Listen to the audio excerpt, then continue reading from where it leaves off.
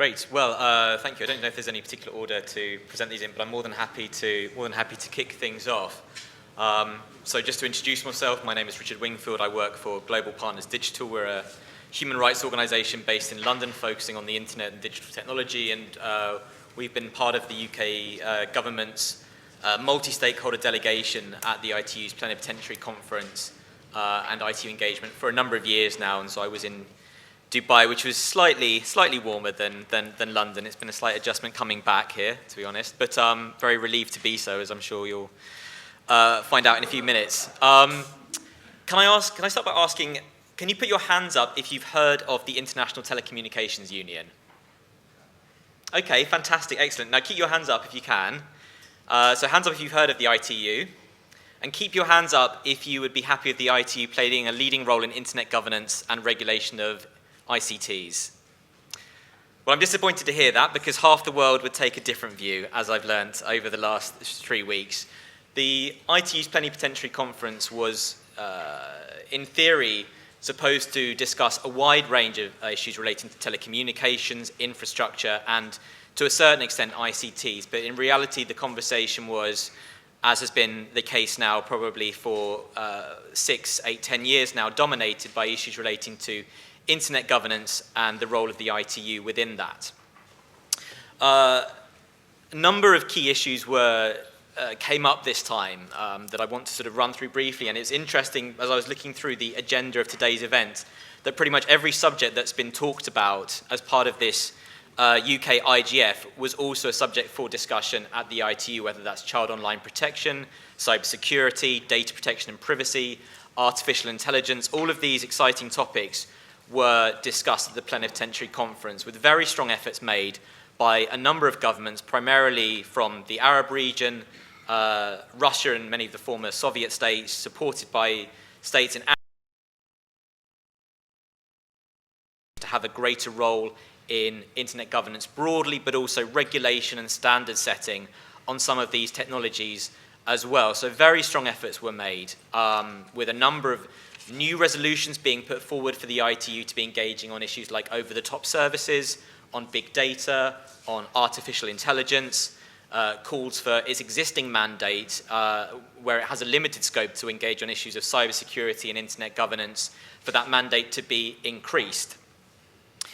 I can report back that thankfully, thanks to the very hard efforts of many states who took an opposite view, probably shared by almost everybody in this room, to resist those efforts for an increased mandate expansion, that those were by and large very successful.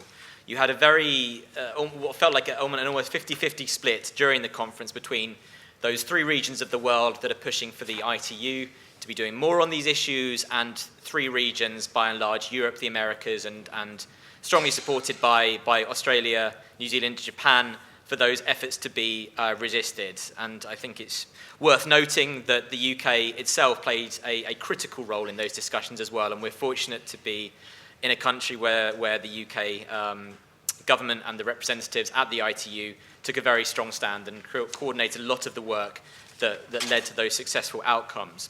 But just to get into a little bit more detail about a couple of the points that were discussed, as I mentioned previously, new areas of work were sought to fall within the ITU's mandate, particularly around AI, big data.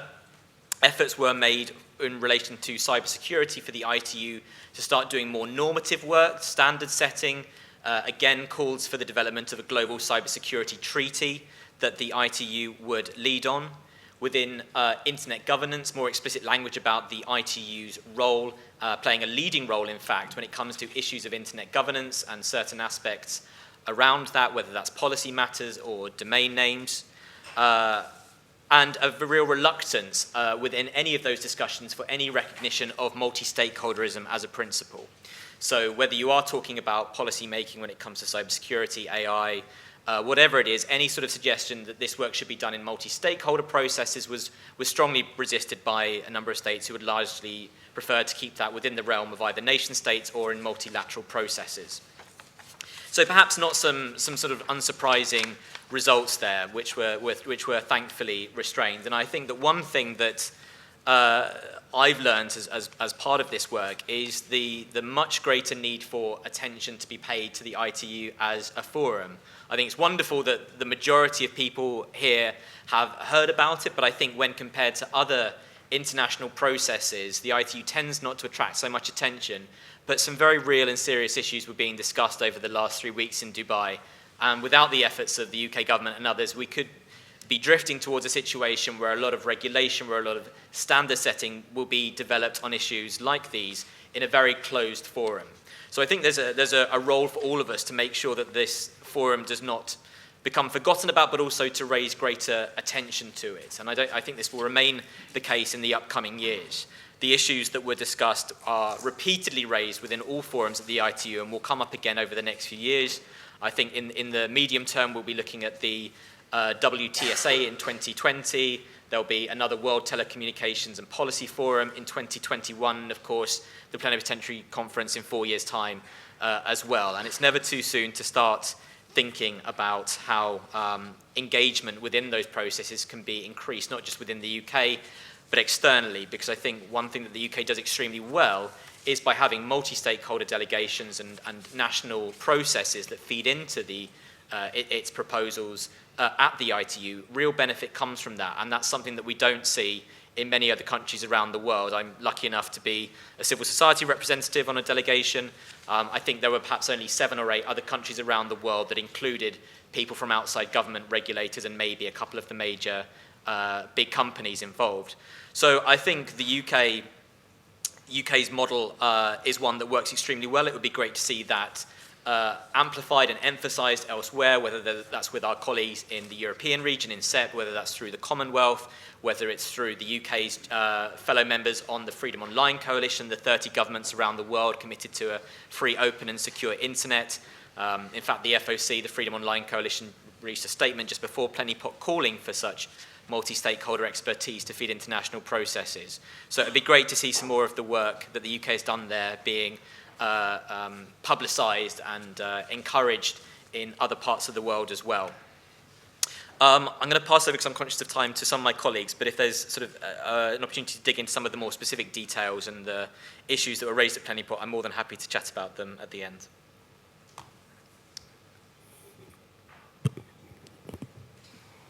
Yes, I think if there are any questions pertaining to Dubai action, maybe you could take the questions now. I wasn't personally in Dubai, but followed, and I'm glad that you are part of the civil society, part of the UK delegation. But we have a question over there.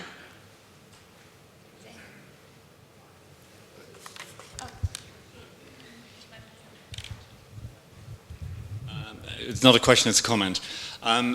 I've been to ITU Plenipots. They're deeply frustrating events, and I share many of the reservations which you're expressing and other people in this room would express. But actually, I think it's also important to understand why so many developing countries feel that the ITU is so important to them, and that's because they don't feel represented in other internet governance bodies. It is a place in which developing country governments and other stakeholders from developing countries feel they get a say.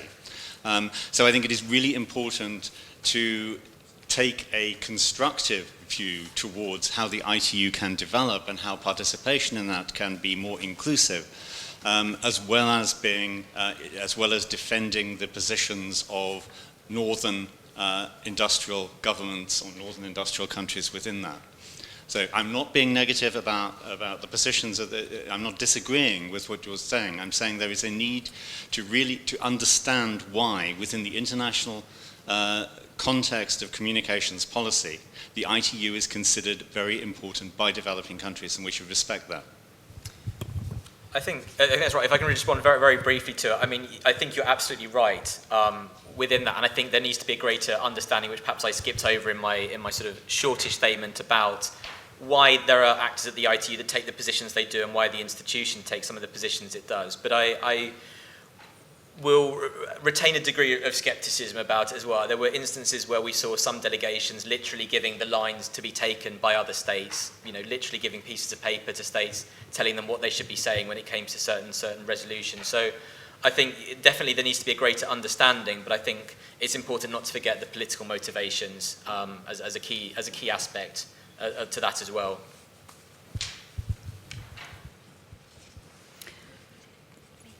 Okay, there's more questions. Thank you. How can we encourage the multi-stakeholder model in developing countries that don't necessarily have a robust civil society without risking coming across as colonialist?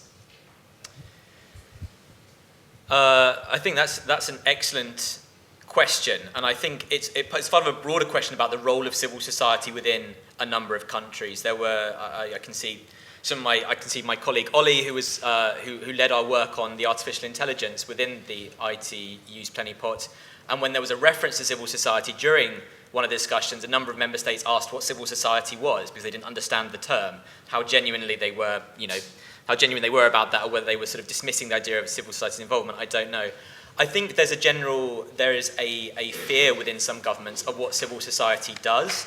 I think it's in sort of states where maybe the government isn't always as powerful as it would like to be, that it can be seen as a sort of a threat to power, whether bringing litigation, whether challenging policy decisions, that somehow civil society disrupts the work of government and interferes with it.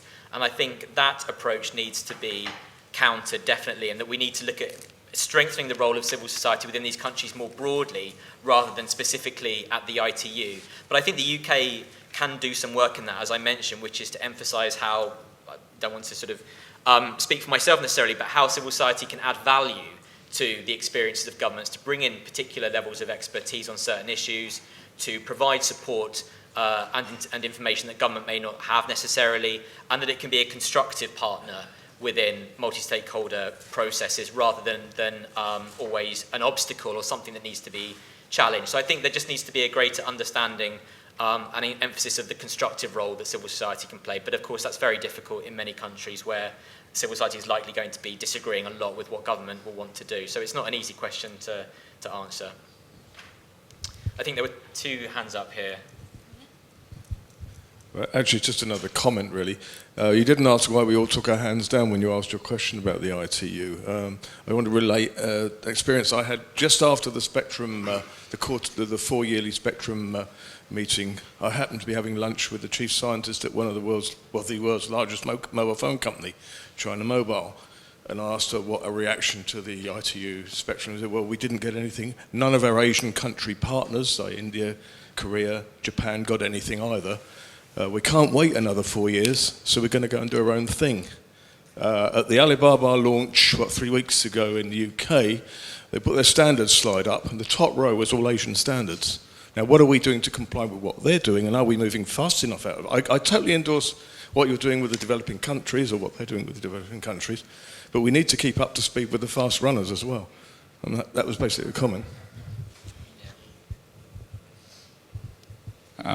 Patrick Kurre again. I'm actually an ISO editor on 4 committees, and I'm an ITUT guest advisor in the cyber realm. And yes, I would concur with a lot of the challenges that you describe, and there's a lot of frustration in certain quarters. What I have found in my experience is the Council of Europe is a very good vehicle for addressing. Council of Europe is much, much bigger than Europe. It's more than twice the size of the EU. What has been very interesting in that is the discussions that we've had in relation to the Commonwealth Cybercrime Initiative in the UK, which was a really, really good hearts and minds initiative to help former, members of the Commonwealth and former colonies get together and sort out their legal frameworks, otherwise they can't prosecute, the training for their police, otherwise they can't even detect, and so on and so forth. And what was interesting is that several former French colonies in Africa complained bitterly that they didn't get the support that they needed. So that started a dialogue with the French government, who then started to have a discussion about what they were doing to help in Benin and so on and so forth, which started a discussion with the Dutch government about what should happen in Asia. And what was interesting then is other nations came in who had nothing to do with any of those former colonial powers to say, what can we do to help, like South Korea in our case. So my point is, I think there's an awful lot of bilateral and multilateral activity that can take place without waiting for this monolith called the ITU to step forward and do something. There are many other vehicles, and what's needed is a much more coordinated approach within individual nations so that they can engage with a lot of these international bodies. We're not very good at that in the UK, and I think that the CCI, as a Commonwealth Cybercrime Initiative, was a particularly underrated and very well received vehicle, and unfortunately it's shrunk significantly. And I know that vehicles like that could be really useful. In that same vein, follow the money. That's what the criminals do, so should we. DFID has an awful lot of power because it has an awful lot of ring-fenced money.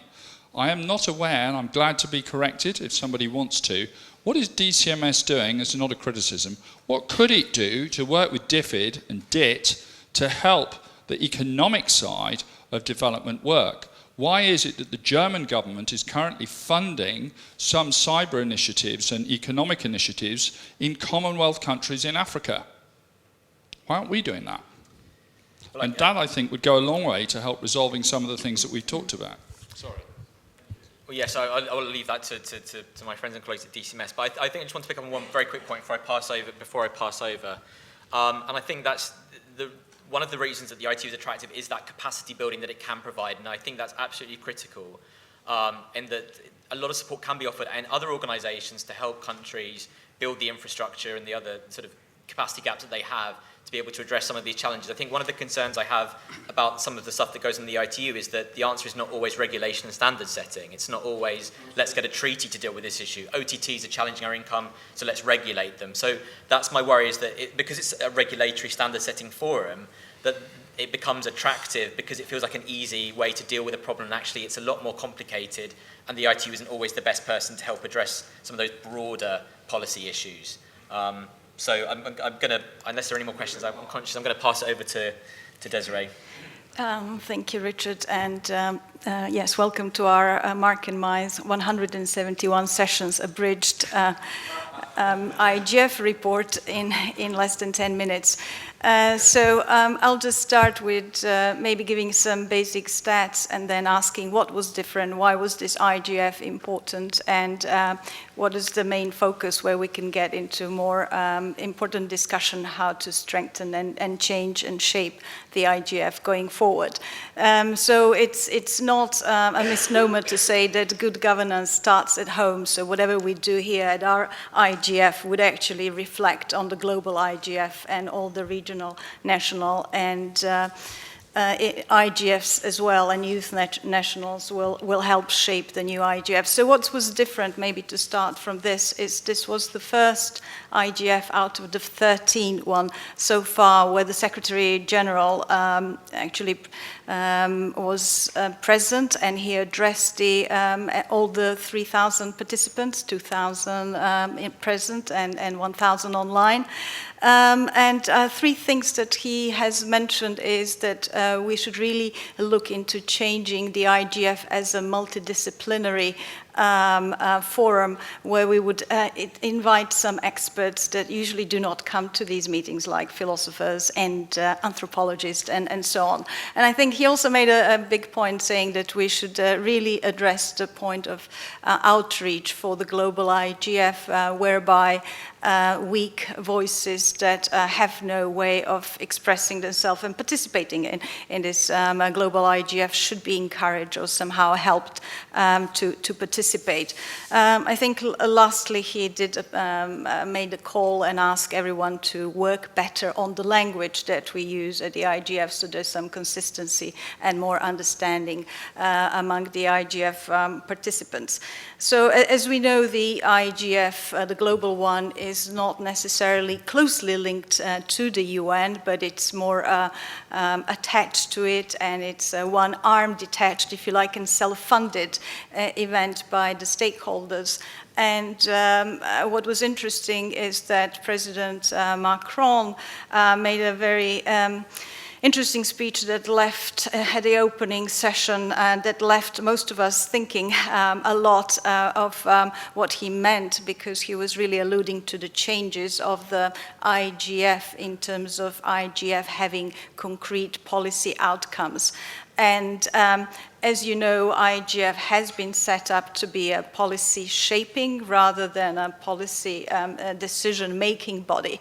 And that is something that he emphasized, in addition to saying that it is important to really see Europe as a new regulatory powerhouse between the East and the West, I think, and there's a lot in there. What he didn't say, one thing, and this is our personal view, is that he mentioned a word multilateral quite a few times, which was then not understood really well by translators, whether it was multi-acteur, which means a multi-stakeholder, but I think that sent a really important question because it would change the basis nature of the IGF, which is bottom-up forum set up in a multi-stakeholder framework. So I think maybe that's important to say.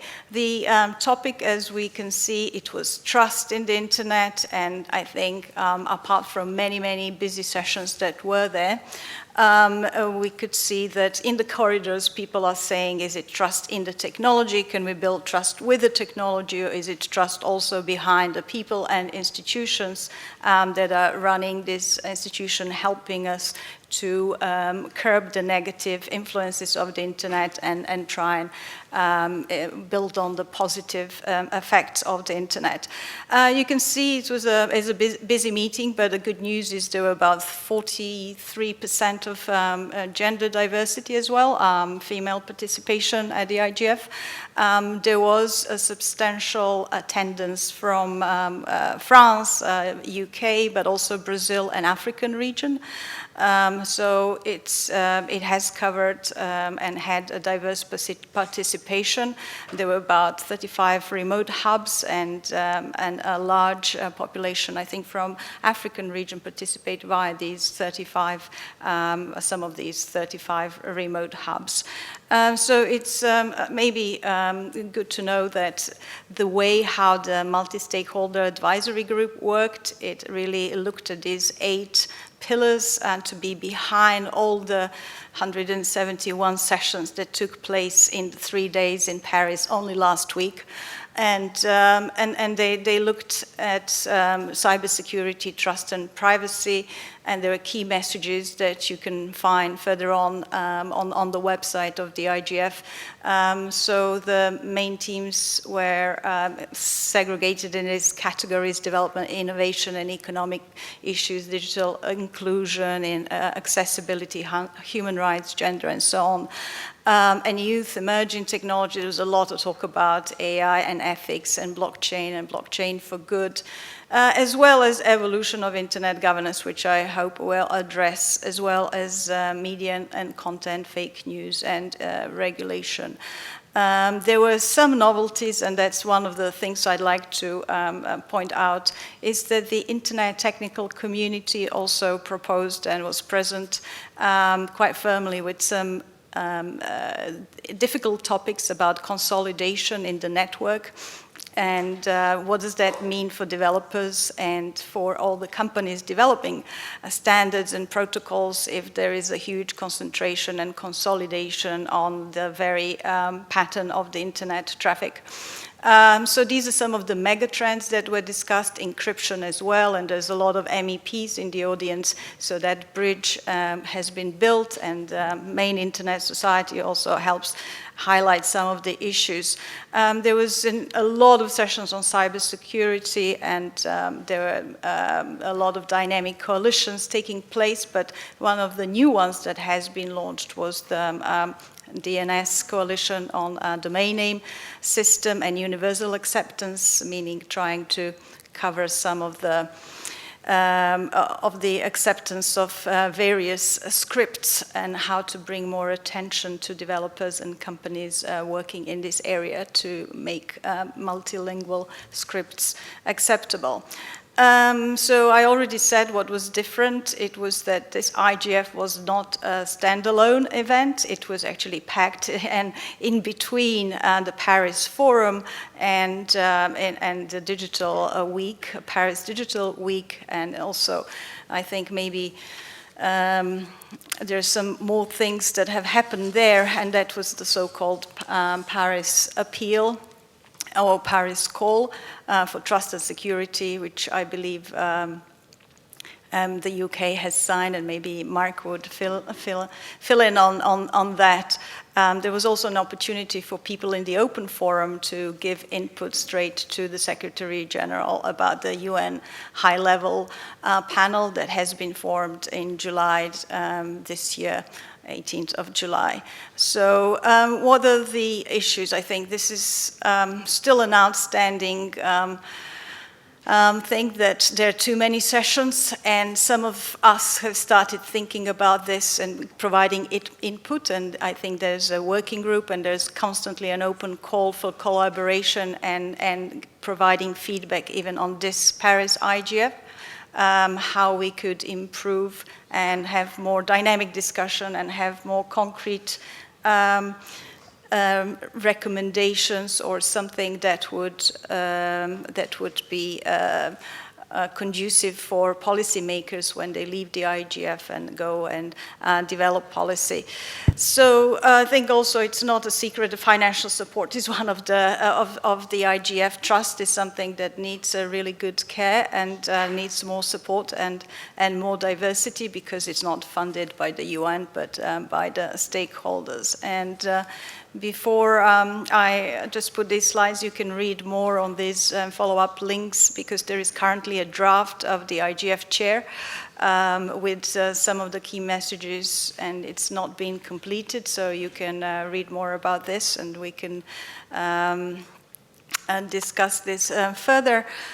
But some of the organizations that were there, like, made also their own reports every day. So it was like Digital Watch made every day IGF report, and I find that also very useful. I think I'll open this up to Mark, and also a call on David Souter to announce something that I've missed to say.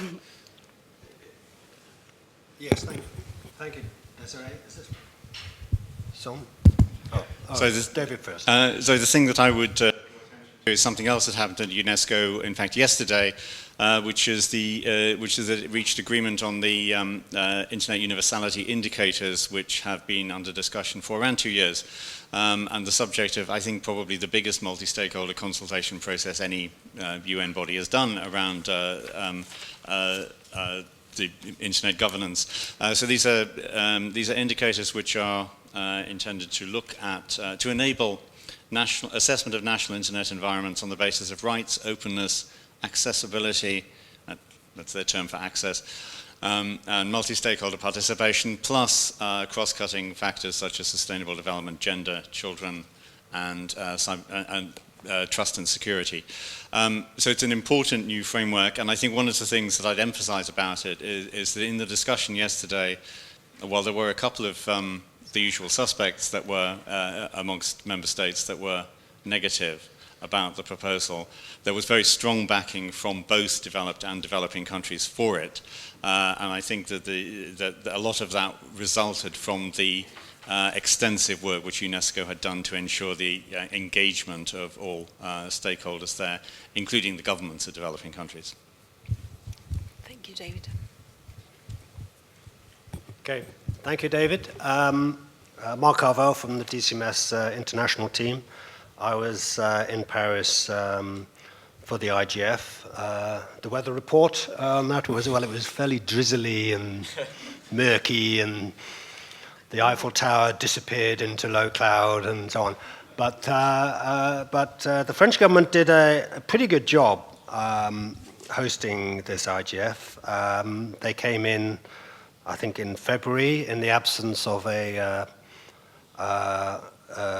credible proposal to host it. So, all credit to the French for doing that. And I have to say, there was a sense of scrutiny in the air about the value of the IGF and its long-term sustainability. What is it? Just 3 years after the mandate was renewed by the UN General Assembly, up to 2025, but here we were hearing President Macron talking about reform of the IGF, and indeed the UN Secretary General Guterres saying that, well, the IGF has to adapt to what's going on, and there's a lot of stuff going on, a lot of initiatives. The Secretary General has his own initiative, his high-level panel on digital cooperation. There was a presentation by panel members at that, including the UK member, Cathy Mulligan from Imperial, who's an expert on cryptocurrencies. So there's the high-level panel, and of course the questions arising from that is what role would the IGF play in implementing the recommendations from that panel expected in May next year.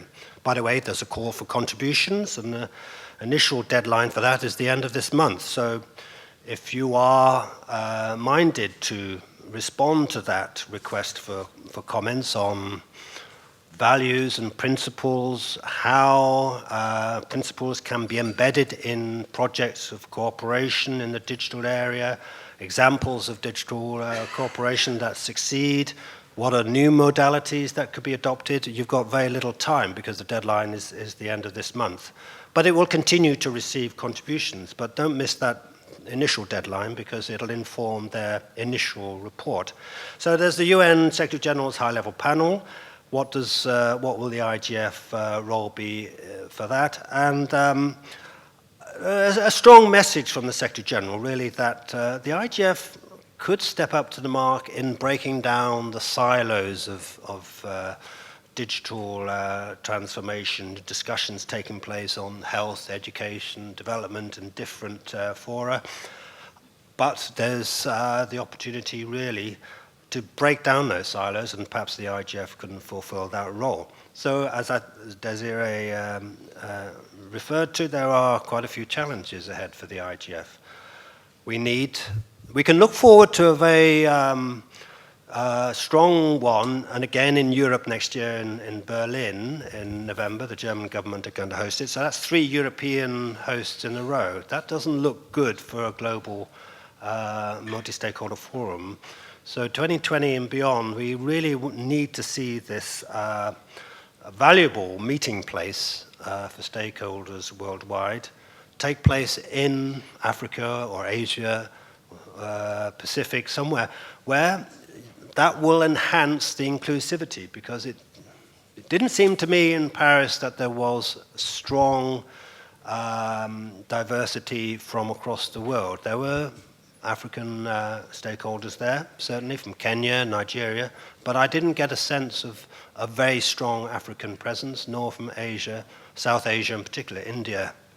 I don't think there was very strong presence from India, one of the biggest internet populations. So, the IGF has evolved well. It's been on a good track, and the MAG, the advisory group, has put a lot of effort in implementing the various recommendations that have come its way from the CSTD, from the UN retreat a couple of years ago, which we UK government contributed to, and from the stockholder feedback. But it's got a lot of work to do in terms of getting that outreach and communication strategy, and also the valuable work that potentially will come out of its intersessional activity on best practice and connecting and enabling the next billions. What impact are those processes going to make in material terms in contributing to the Sustainable Development Goals? We don't really have a strong sense of measure of that, so a lot of challenges. I'll finish on that with we UK government. I think for the first time we had about 20 policymakers there. That reflected the very rich program that Desiree described. And I spoke in the final session to encourage other governments to get along to the IGF in similar way in those kinds of numbers. But I'll stop there, and I want to hear from you guys, especially those who were there and those who didn't go, why you didn't go. So, yep, we're over time. Okay. All right. If you have any questions, we do have more drinks afterwards. So again, if anyone would like to discuss this in more detail with the panel, do feel free to do it then. I think moving through quickly, so the next panel is on cybersecurity and the Internet of Things. Thank you very much to the panellists for speaking just now, very much appreciated.